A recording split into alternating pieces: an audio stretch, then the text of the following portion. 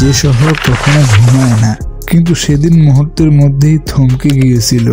মাত্র 2 ঘন্টার মধ্যে শহরের 13টি স্থানে ধারাবাহিকভাবে বোমা বিস্ফোরণ ঘটানো হয়। Stock exchange, air India building, সেনা ভবন, প্লাজা সিনেমা, সেন্টার বাজার, হোটেল সিরক, একটার পর একটা আগুন, ধোঁয়া এবং মৃত্যুর মিছিল। মানুষ দৌড়াচ্ছে, কেউ কারো খোঁজ পাচ্ছে না। শিশুরা কাঁদছে, রক্তে ভেসে যাচ্ছে রাস্তাগুলো। দুপুর থেকে সন্ধ্যা পর্যন্ত শহর পরিণত হয় এক যুদ্ধক্ষেত্রে। কেন? কে করলো এমনটা? কেন মুম্বাই কোনো সাধারণ মানুষ? এই প্রশ্নগুলোর পরবর্তী কয়েক মাস, এমনকি কয়েক বছর ধরে ভারতের সবচেয়ে বড় তদন্তের সূচনা করে। এই হামলার পেছনে ছিল এক অদৃষ্ট ছায়া। এক সময় ছোটখাটো গ্যাংস্টার, পরে আন্ডারওয়ার্ল্ডের রাজা। 1992 সালে বারবি মসজিদ ধ্বংসের পর সারা ভারতে ছড়িয়ে পড়ে সাম্প্রদায়িক দাঙ্গা। মুম্বাইও তার বাইরে ছিল না। শহরের মুসলিম জনপদে দাঙ্গা, অগ্নিসংযোগ, হত্যা, সব মিলিয়ে তৈরি হয় এক গভীর ক্ষোভ ও ভয়ের। সেই ক্ষোভকেই কাজে লাগায় পাকিস্তান ভিত্তিক সন্ত্রাসী সংগঠন ও আন্ডারওয়ার্ল্ড। তারা প্রতিশোধ নিতে চায়, বোম্বে পুড়বে, এটাই ছিল তাদের পরিকল্পনা। দাউদ ইব্রাহিম ও তার ঘনিষ্ঠ সহযোগী টাইগার মেমন এই পরিকল্পনার মূল কারিগর। দাউদের দল বিদেশ থেকে চোরাই পথে RDX এর মারাত্মক বিস্ফোরক পদার্থ আনে। এটি তখন ভারতের জন্য নতুন। সেনাবাহিনীর বাহিরে খুব কম লোক জানত এই ধ্বংস ক্ষমতা। 1993 সালের ফেব্রুয়ারি মাসে মুম্বাইয়ের বাইরে কয়েকটি জায়গায় গোপনে তৈরি হয় বোমাগুলো। এক এক করে গাড়ি, স্কুটার, ব্যাগে ভরে রাখা হয় টাইমার সহ বিস্ফোরক।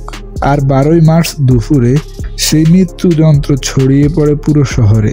বিস্ফোরণের কয়েক ঘন্টার মধ্যেই মুম্বাই পুলিশ ও CBI নামে তদন্তে। প্রথম সবাই ভেবেছিল এটি হয়তো দাঙ্গার প্রতিশোধকমূলক হামলা, কিন্তু কয়েকদিনের মধ্যেই তারা পেয়ে যায় চাঞ্চল্যকর সূত্র। একটি গাড়ি উদ্ধার হয় যাতে ছিল অবিস্ফোরিত RDX, এবং সেই সূত্রই ধরা পড়ে টাইগার মেমনের বাড়ি, দাউদ ইব্রাহিমের ঘনিষ্ঠ সহযোগীরা।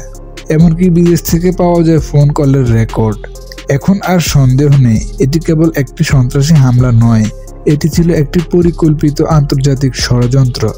পুলিশ আটক করে শতাধিক সন্দেহভাজনকে।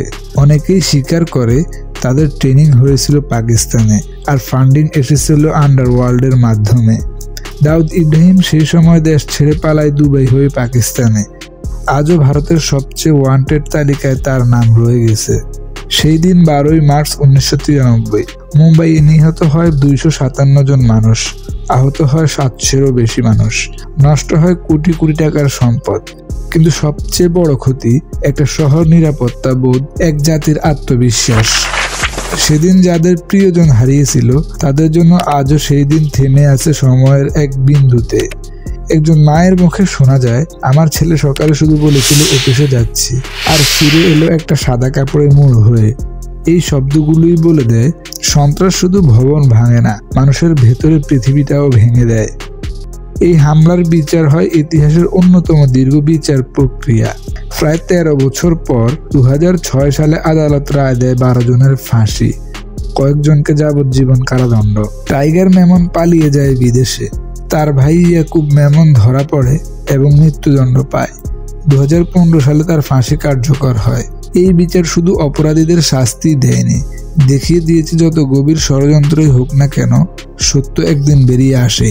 1993 সালের মুম্বাই হামলা ছিল ভারতের নিরাপত্তা ব্যবস্থার এক বিশাল ধাক্কা। এরপর থেকেই গোয়েন্দা সংস্থা, বিমানবন্দর নিরাপত্তা ও আন্তঃরাজ্য তথ্য আদান প্রদান ব্যাপকভাবে শক্তিশালী করা হয়। কিন্তু সবচেয়ে বড় শিক্ষা ছিল, ধর্ম বা প্রতিশোধের নামে কোনো সহিংসতা কেবল ধ্বংসই ডেকে আনে। যদি দাউদ ইব্রাহিম বুঝতো একটা শহর জ্বালিয়ে কোনো শান্তি আসে না, তাহলে হয়তো আজ মুম্বাই অন্যরকম হতো।